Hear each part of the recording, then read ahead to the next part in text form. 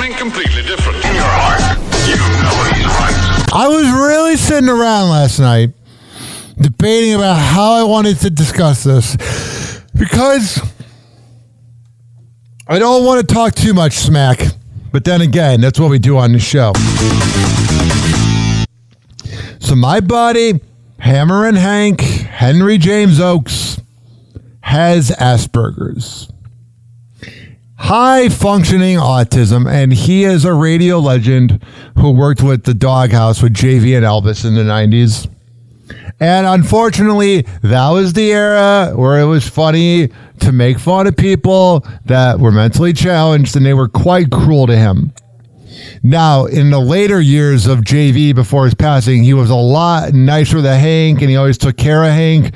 But Elvis, that was on the show, and listen, what I'm about to say does not affiliate with Hank. So if you guys want to keep hanging out with Hank, this is me giving my opinion. This is not Hank telling me to say this. This is not Hank's opinions. This is the opinions of Ryan John Hoppe, not Henry James Oakes. But Elvis was always super cruel to him. You can see it in old YouTube videos of like their old documentaries they made. And I posted the video yesterday of Hammerin Hank knocking dead the national anthem, and Elvis shares it.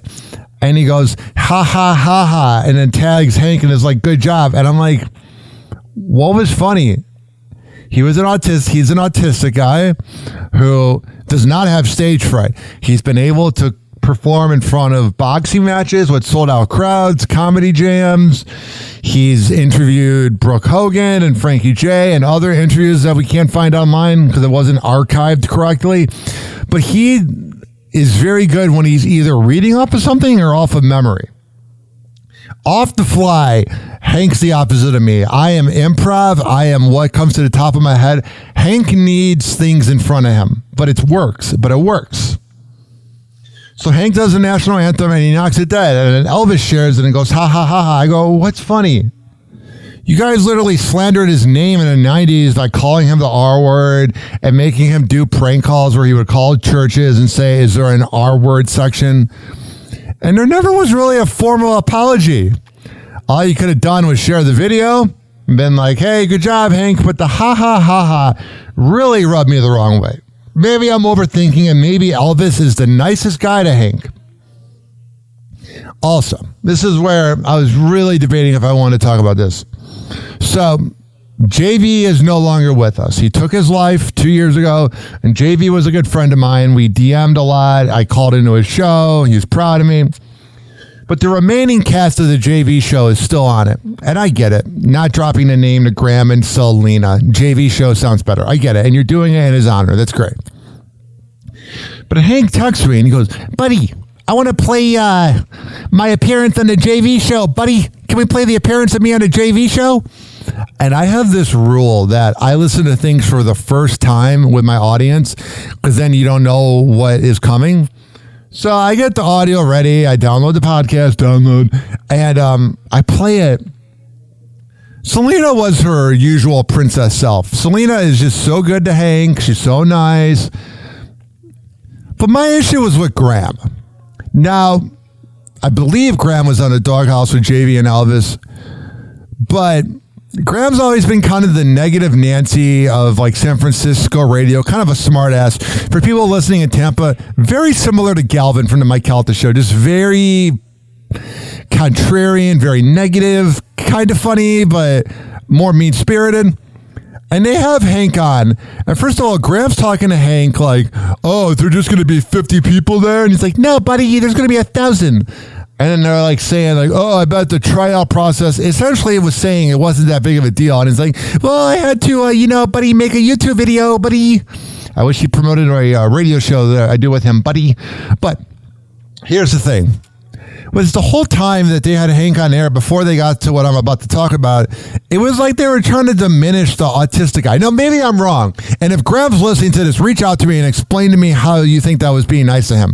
Because this whole thing of like busting balls of somebody with autism, it was kind of funny in 2000 when Bubba the Love Sponge and Mancow and Opie and Anthony and JV and Elvis and all these shows, Howard Stern, when they did it, it was funny at the time. You cannot deny it.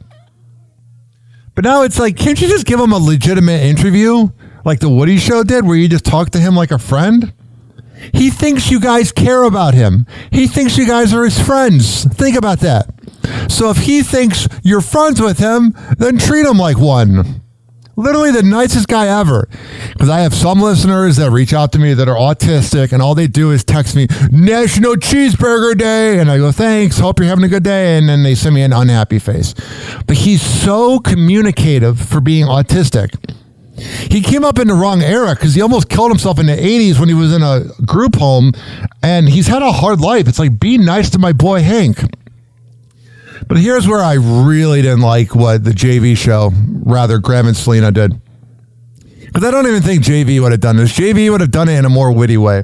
And again, these are the words of Ryan Hoppe, not Hammerin Hank. They were having him do vocal exercises on air. And the audio is played on the Hammerin Hank show, which is on this podcast feed. I don't feel like playing it again. And they were like having him say do, re, fa, sol, la, ti, or whatever, practicing like saying these words that they knew he was going to fumble, so then he sounds like an idiot. It's like, why are you diminishing his accomplishment? Imagine being Hank. And if Hank's listening to this, I'm not making fun of you, dude. I love you more than anything. You're like the brother I never had.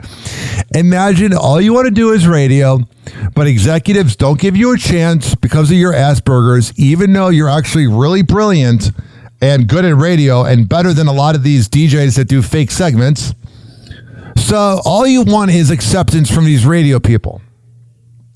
And then all they do is bust your balls and your brain can't quite comprehend what's going on. And then it's like, oh, but they're my friends, buddy. Not saying they're not his friends, but that was not cool. I just didn't like that. It rubbed me the wrong way. Again, in 1999, that would have been funny. Not quite anymore. And people wonder why radio is dying. Happy Hour. Happy Hour. It's time for Hoppe in the morning. RyanHoppeRadio.com. Happy Hour will be right back. You probably had Taco Bell before. Whenever we're going outside, all I smell is poop. In the nuts, and we'll call it a day.